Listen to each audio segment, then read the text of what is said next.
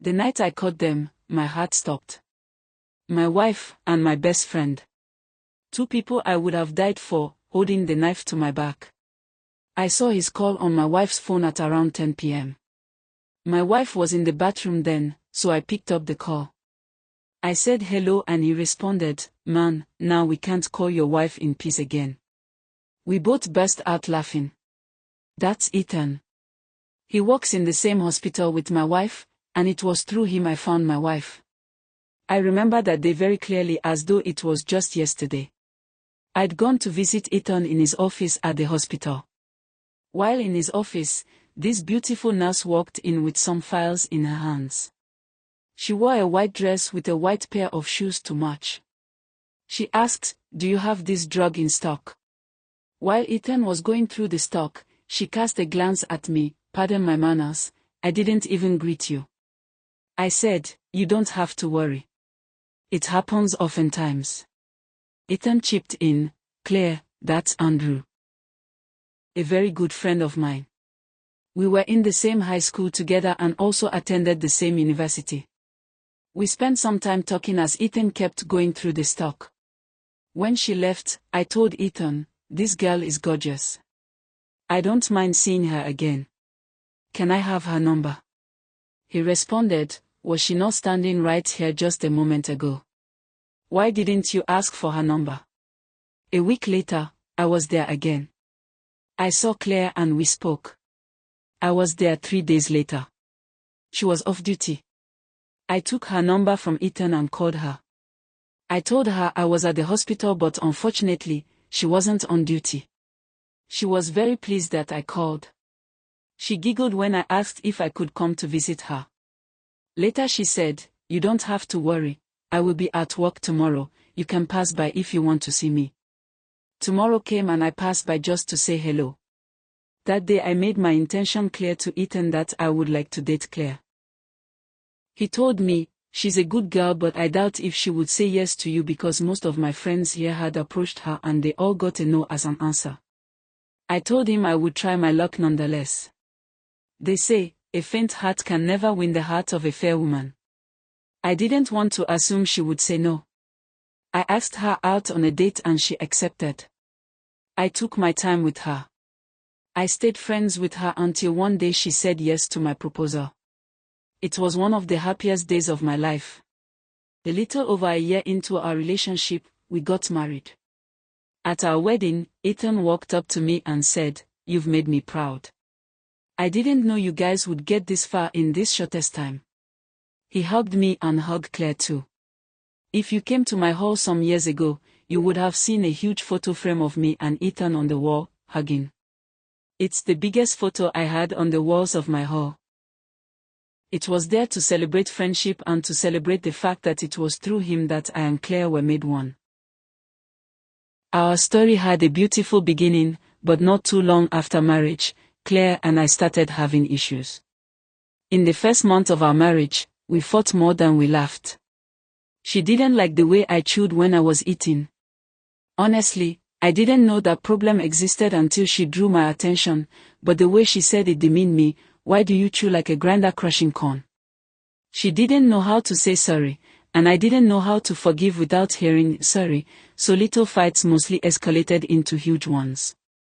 When she had morning duty at the hospital, I always dropped her off before continuing to work. One of those mornings, I was running a little bit late and it was all her fault. She didn't wake up early. Just some minutes before our usual time to leave home, she went to pick her uniform and started ironing. I said, "Girl, you knew you had something to iron, why didn't you tell me to do it for you when you were bathing?" She retorted, "Go, I will come. Stop breathing on my neck as if I'm some child you're driving to school."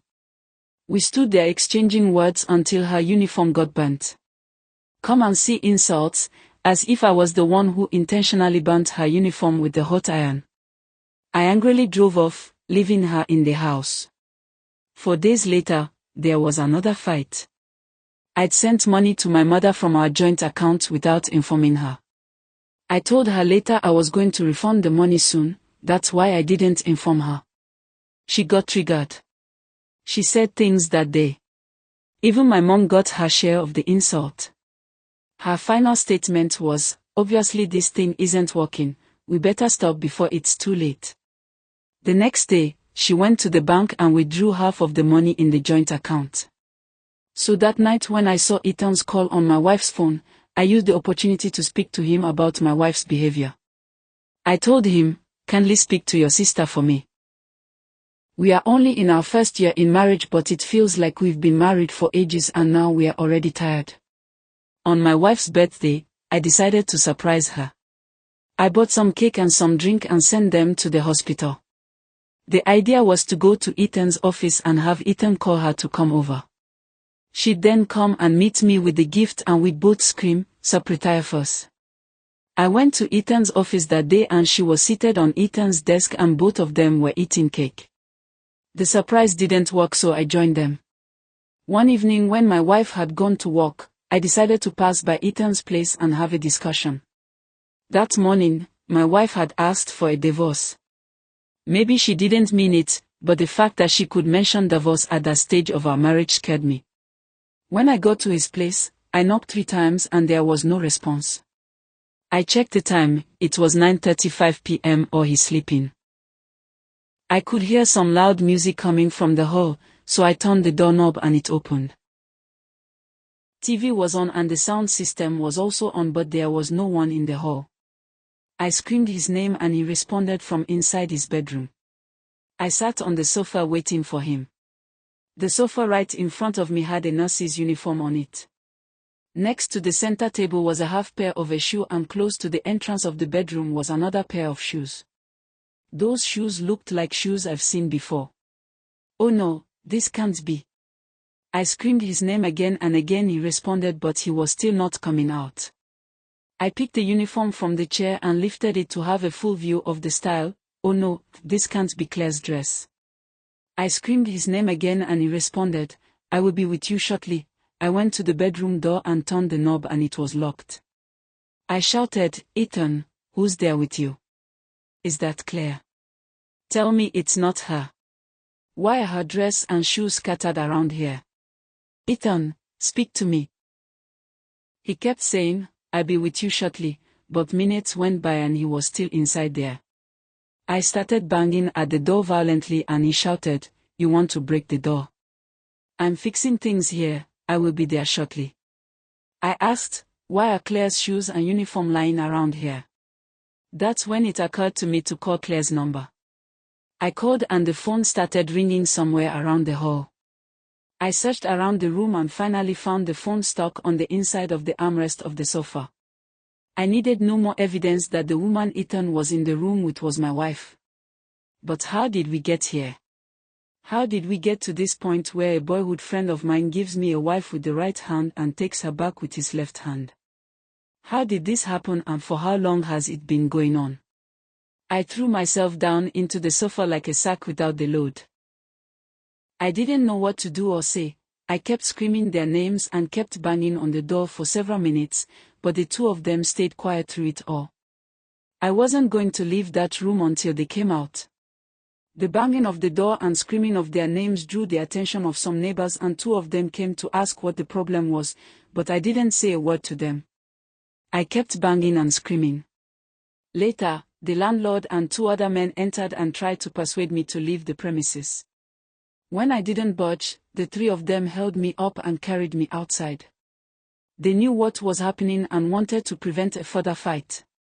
I waited for her all night that night, but she didn't come home. Her phone and her uniform were with me. I called her parents to ask if she was there and they said, "She's here," and she told us the kind of embarrassment you've caused her and her colleague just because you found her in his house. Hours later, I was in her parents' house and explained everything to them. She kept screaming from behind that I was lying. She said, because of his violent behavior, I asked him for a divorce even before that incident. Her parents were on her side, her father especially. They prevented us from settling our own issues. They took the matter up and ran it the way they thought fit. I wasn't going to take her back, not in hell's name, but it hurt me so bad that her parents were doing that to me. She never accepted the incident the way it happened, and all the people who were there when the event happened refused to bear me witness. Eventually, she got the divorce she was looking for. 2 years later, she and Ethan got married secretly. They couldn't even invite their own friends to their marriage ceremony. They were hiding from the shadow of their own shame. Knowing who Claire was, I was very happy that finally, Ethan would get the punishment he deserved. Marrying Claire was going to be his punishment and final death, because a woman like her is like a slow poison in a chalice. She won't kill him immediately. She will take her time to destroy him slowly, take him through ceaseless pain until the point he'll beg for mercy killing. But at that moment, even his own enemy would refuse to be the one to throw the final blow. That's what makes me happy. The two will deserve whatever comes to them.